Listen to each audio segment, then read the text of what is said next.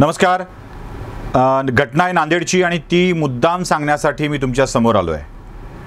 एका डॉक्टरला ॲडमिट केलं आहे कोविड सेंटरमध्ये आणि त्याला रेमडेसिवीर हे इंजेक्शन द्यावं लागणार आहे आणि रेमडेसिवीर देण्यासाठी त्या डॉक्टरच्या परिसरातील लोक वर्गणी करत आहेत.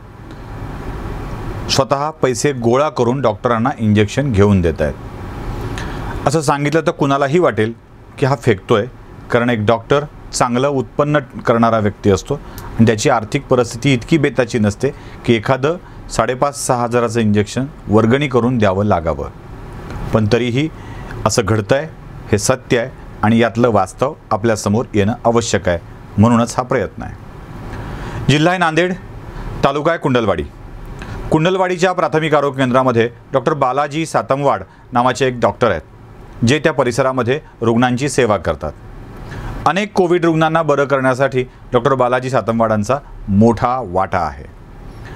हे डॉक्टर कोविड पेशंट्सना तपासत होते, रेफर करत होते आणि त्यांची काळजी पण घेत होते. त्यांनाच कोरोनाने ग्रासलं. कोरोना बाधित झाल्याबरोबर डॉक्टरांना उपचारासाठी म्हणून विष्णुपुरी इथल्या कोविड सेंटरवरती उपचारासाठी नेण्यात आलं.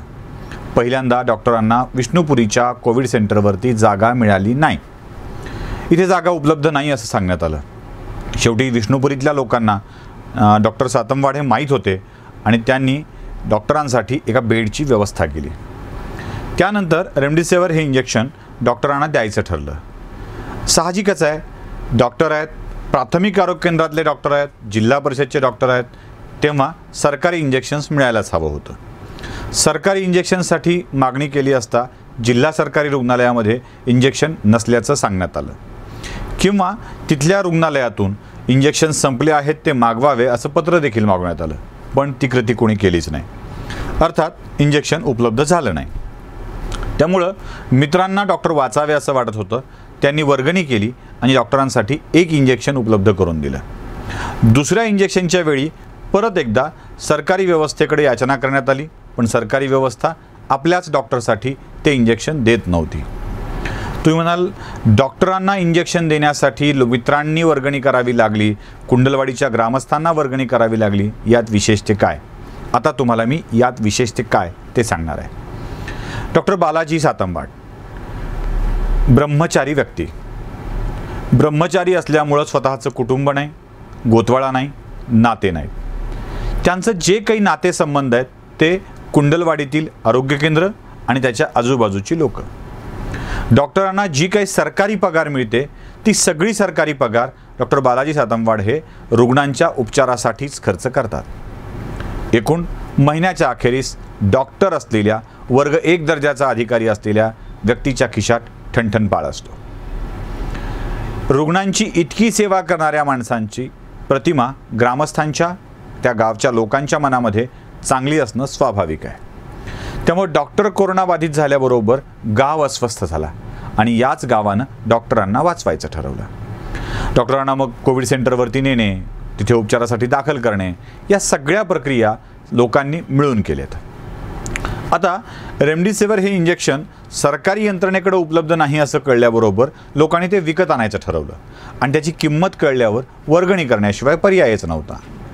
लोकांनी एक इंजेक्शन आणलं, दुसऱ्यासाठी तयारी चालू आहे, तिसऱ्या चौथ्यासाठीही लोक ती वर्गणी करतील आणि डॉक्टरांना इंजेक्शन देऊन बरं करतील यात शंका नाही. लोकांची इच्छा छान आहे, डॉक्टरांचं कामही छान आहे. या सगळ्याकडं आपण खूप कौतुकानं बघूया. म्हणजे कुंडलवाडीच्या ग्रामस्थांना आणि डॉक्टरांसाठी वर्गणी करणाऱ्या लोकांना तर सलामच करायला पाहिजे. कारण आपल्यावर आजवर उपचार करणाऱ्या डॉक्टरांची एवढी काळजी घेण्याची ही मनोवृत्तीच अजून माणुसकी जिवंत आहे, अजून चांगुलपणा शाबूत आहे हे सांगणारं उत्तम उदाहरण आहे. आणि डॉक्टर त्यांना तर काय बोलावं. आपली सगळी पगार जी लाखाच्या घरात असू शकते, अशी सगळीच्या सगळी पगार वयाच्या 50शीत देखील आपल्या रुग्णांनाच आपलं कुटुंब समजून खर्च करण्याची ती वृत्ती एखाद्या संताची आहे, एखाद्या ऋषीची आहे. इतकं निस्पृह माणूस आजकाल सापडत नाही, पण डॉक्टर बालाजी सातमवाडांच्यासारखी माणसं आजही आहेत. हे तुमचं, माझं, या समाजाचं सद्भाग्य म्हणायला हवं. कुंडलवाडीकर त्यांची जबाबदारी पार पाडतायत, डॉक्टर सातमवाडांनी त्यांची जबाबदारी पार पाडली आहे.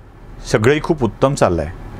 पण जिल्हा परिषदेच्या आरोग्य विभागात आपली सेवा देत कोरोनाबाधितांची सेवा करणारा एक डॉक्टर, एक वैद्यकीय अधिकारी जेव्हा आजारी पडतो आणि त्यालाच उपचाराची गरज असते, तेव्हा आमच्याकडचं आरोग्य प्रशासन कोडगेपणाने इंजेक्शन्स देखील उपलब्ध करून देऊ शकत नाही. आश्चर्याची गोष्ट अशी की ज्या रुग्णालयात त्यांच्यावर उपचार चालू आहेत, ज्या कोविड सेंटरवरती उपचार चालू आहेत, ते साधं एक पत्र लिहून इथले रेमडेसिवीर संपले आहेत म्हणून जिल्हा शासकीय रुग्णालयाकडे इंजेक्शन मागवत देखील नाही.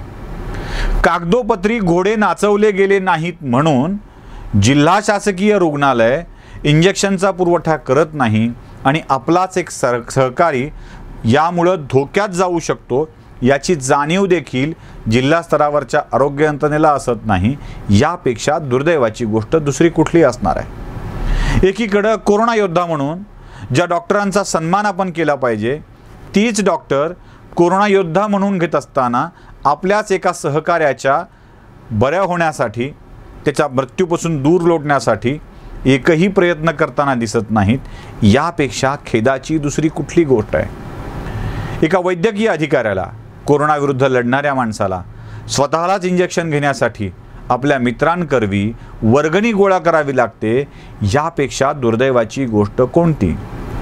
जर डॉक्टर बालाजी सातमवाडांना अशा स्वरूपाचे उपचार घ्यावे लागत असतील तर उद्या एखादा तयार होणारा डॉक्टर बालाजी सातमवाड तयार होण्याच्या आधीच संपून जाईल, हे लक्षात घ्या.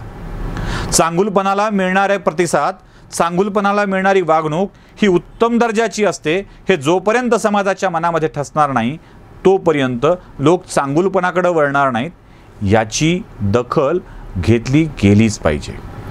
त्यामुळं बालाजी सातमवाडांना इंजेक्शन न देणारे कोण आहेत हे तपासलं गेलं पाहिजे आणि त्यांना सरकारी इंजेक्शन्स मिळण्याची सोय झाली पाहिजे, एवढंच वाटतं. आणि जाता जाता एवढं सांगतो की धन्यवाद कुंडलवाडीकर, तुम्ही आपल्या डॉक्टरांना जिवंत ठेवण्यासाठी खूप मोठे प्रयत्न केले आहेत. आणि धन्यवाद डॉक्टर बालाजी सातमवाड, आपल्या मागे एवढ्या लोकांचे आशीर्वाद असताना आपल्या प्रकृतीला काहीच होणार नाही ही खात्री आहे. गेट वेल सून, लवकर बरे होऊन परत एकदा आपल्या सेवा कार्याला लागा.